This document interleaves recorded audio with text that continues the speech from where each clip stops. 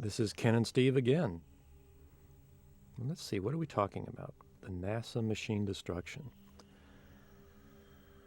Crowds react to machine tearing itself apart. Okay, let's see what they're doing, those wacky crowds. This was a group of people, I guess, that we shot in Florida near Cape Canaveral, that we were going to put a machine in the distance blowing up and coming apart. So luckily, we got a great casting call that day and got a lot of great folks out there in their cars. So we had them reacting, screaming over a loudspeaker system when to, act as if the machine's blowing up. This, I believe, is our sky element that we decided to add into the shot without the machine. Because the sky was pretty boring that day, we wanted to make it more interesting. Whether it's gray or sunny, we still want to do something with the sky to make it more beautiful. Especially when it's such a key scene in the movie.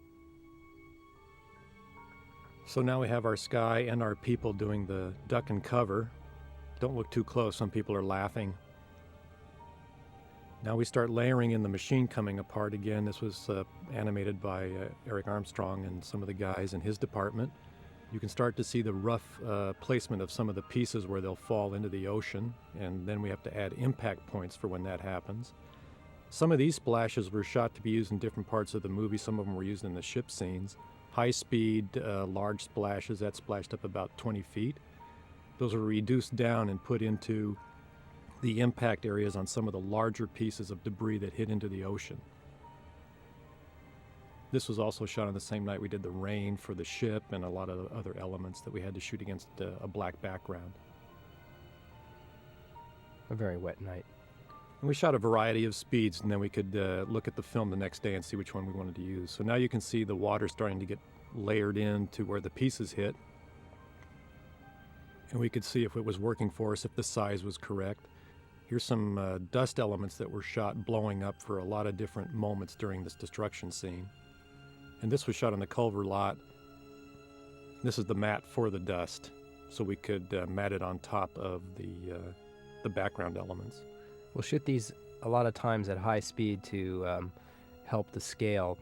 These are relatively small explosions done on the stage. Shooting them at high speed helps give the realism of larger scale. And this is just a variety of different types of atmospheric effects that need to all be layered in to make sense out of the shot. And different materials, too. There's Fuller's Earth, there's something called, there was like a chalk material that we used, diatomaceous earth. I'm not sure if we used that. And a lot of liquid nitrogen and other stuff. A lot of upfront thinking has to go on as to what type of elements you need. We choreograph out some of the basic motions and the camera angles, and then you really, when you go to these stage shoots, you have to figure out, okay, I want this splash to go that direction, I want this dust explosion to go that direction, and you try to cover as much of the angles as possible. This was, I had some guys line up along the side of this pool. This was in the middle of the desert, throwing rocks in here because I wanted little debris hits splashing into the water. And well, what better way than just having rocks thrown into a pool? We just would pull those off of the water surface.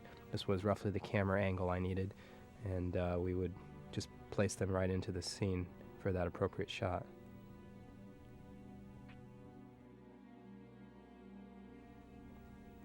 Yeah, you can see them in the background starting to get layered in there, some of the smaller hits.